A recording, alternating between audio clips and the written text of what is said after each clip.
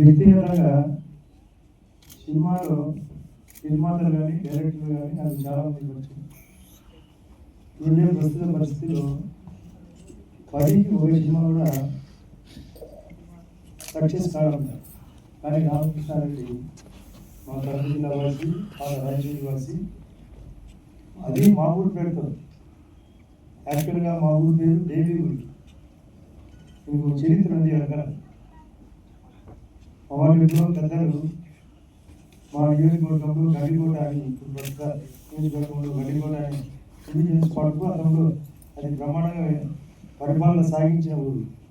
అది యాక్చువల్గా కమలాపురం దగ్గర చిరుబ్రాల గారు రామకృష్ణారెడ్డి చదివిరాలు. కమలాపురం టౌన్ పక్కనే ఉంటుంది.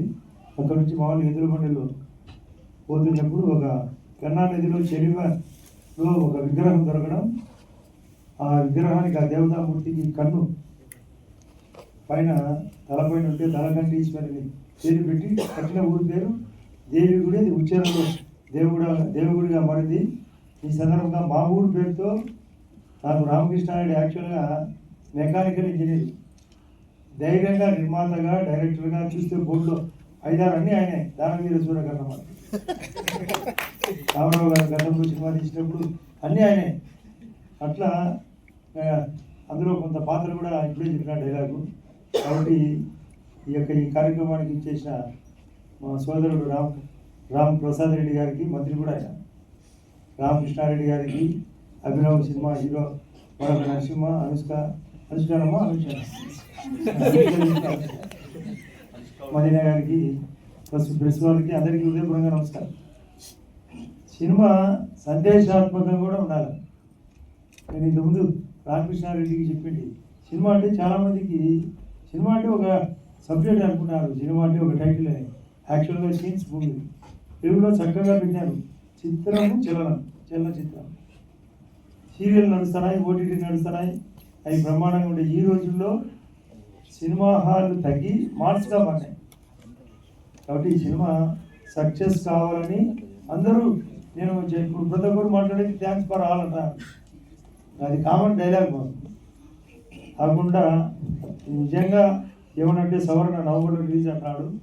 సవర్ణ ఏమనంటే చేయండి, ఇది సక్సెస్ కావాలి. ఎందుకంటే ఊరికే పెట్టుబడి పెట్టడం, దాన్ని పేరులో వదిలేదానికంటే తిరిగి పిక్చరైజ్ చేసి ప్రజల్లోకి పోయి సందేశాత్మకంగా మారి ప్రభుత్వం కూడా ప్రోత్సాహం చేసే దానికోసం టికెట్ల ధరలో కూడా కొంత రాయితీలు కూడా ఇచ్చి చేస్తున్నారు. రేట్ పెంచుకోమని మంచి సినిమా అయితే రాయితీలు కూడా ఇస్తున్నారు.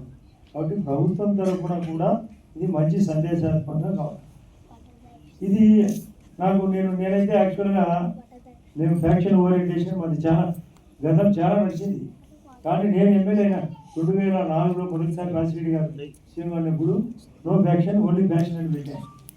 ఫ్యాక్షన్ వద్దు, అభివృద్ధి వద్దు, అంటే ఫ్యాక్షన్ వద్దు, దానివలన ప్రపంచంలో మార్పు జరగాలని.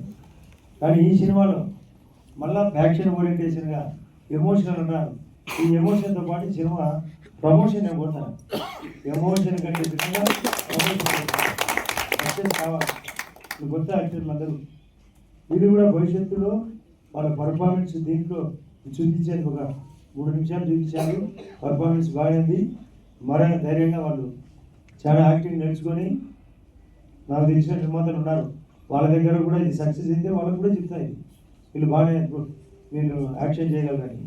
కొత్త సినిమా మ్యూజిక్ డైరెక్టర్ కూడా పక్కన ఉన్నాడు.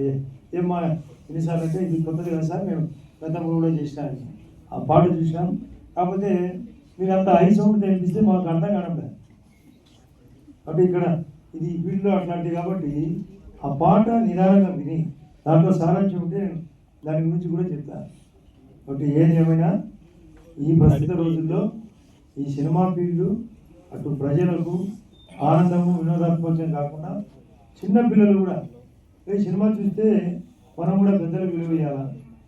మన నిజ జీవితంలో చదువుకుంటే ఎలా పెరుగుతాం, ఆ విధంగా వాళ్ళు పెరిగిన తర్వాత వాళ్ళ ఉద్యోగాల్లో కానీ వ్యాపారాల్లో కానీ నిజ జీవితాల్లో కానీ సక్సెస్ దానికి కూడా ఒక మార్గదర్శకం. కాబట్టి ఏమన్నా దాంట్లో 1-2 సీన్స్ యాడ్ చేసి ప్రజలకు ఉపయోగపడే విధంగా ఒక ఫైనల్గా కంక్లూజన్ కూడా ఏమంటే యాడ్ చేయమని సినిమా సక్సెస్తో పాటు ప్రజలకు ఉపయోగపడాలని, ముఖ్యంగా ప్రెస్ వాళ్ళు దీన్ని హైలైట్ చేయాలని హృదయపూర్వకంగా కోరుకుంటూ అందరికీ నమస్కరిస్తున్నాను.